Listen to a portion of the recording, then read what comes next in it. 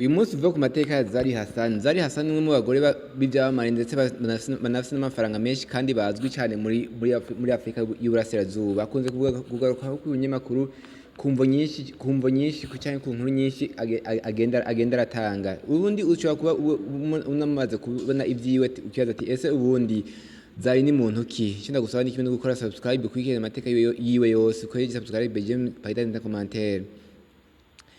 Zari Hassan ni umwe mu bagore bamamaye ndetse banafite amafaranga menshi muri Afrika y'Ubuseruko, aho yamamaye cyane yagiye akundana n'abagabo benshi ndetse abagabo benshi basanga bari abagabo bazwi banafite n'amafaranga ndetse basanzwe ari ibyamamare. Ese ubundi Zari ni muntu ki?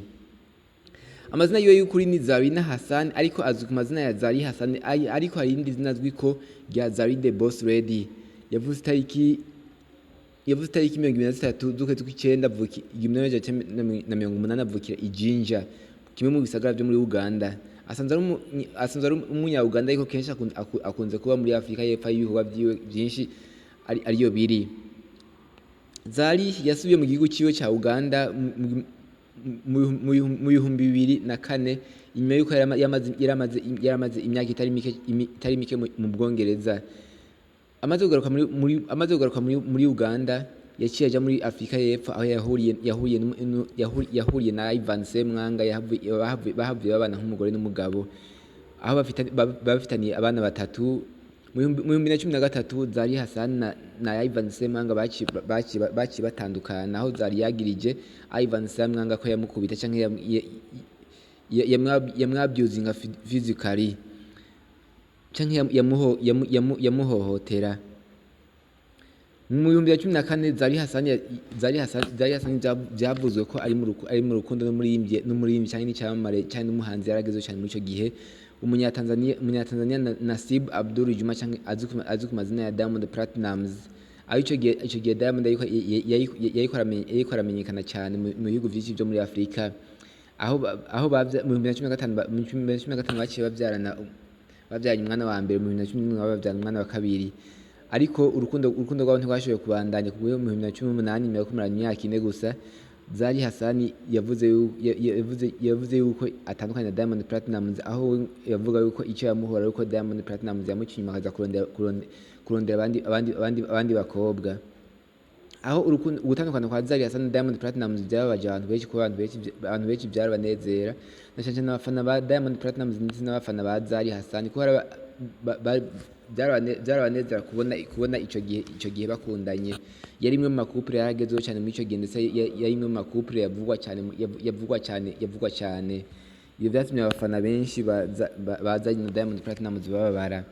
Mu kwezi kwa gatanu 2017 Ivan Semwanga yagwaye ingwara yise stroke, maze ajyanwa ku bitaro bya Steve Biko Academic Hospital muri South Africa, aho yavuye apfa itariki 25 z'ukwezi kwa gatanu 2017, aho yahambwe muri Uganda cyangwa yashyinguwe muri Uganda, igihugu yasanzwe avukamwo.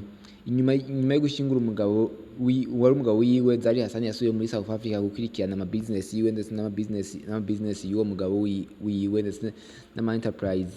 Zari Hassan asanzwe kandi ari CEO wa Brookline City College BCC, ikigo cyo muri Afrika y'Epfo gikora ibijyanye n'inyigisho. Kandi Zari Hassan asanzwe afise amakampani menshi, yaba yiwe cyangwa ayo umugabo we Ivan Semwanga yasize. Asanzwe afise ubutunzi bwinshi, akunze kugaragara agira miduga izimbye cyane. Nyuma yo guhura na Diamond Platnumz, Zari Hassan yavuze mu nkunda n'abantu benshi, ariko byinshi yagiye abihakana, ibindi ntagiye icyo abivuga. Maze mu 2022 niho byagaragara ko Zari Hassan akundana n'umunya-Uganda nyine Shakib Rutaya mu 2023 mu kwezi kw'icumi, aho aba bose bakoze ubukwe. Nubwo bose urukundo rwabo bakunda kubatega iminsi, urukundo rwabo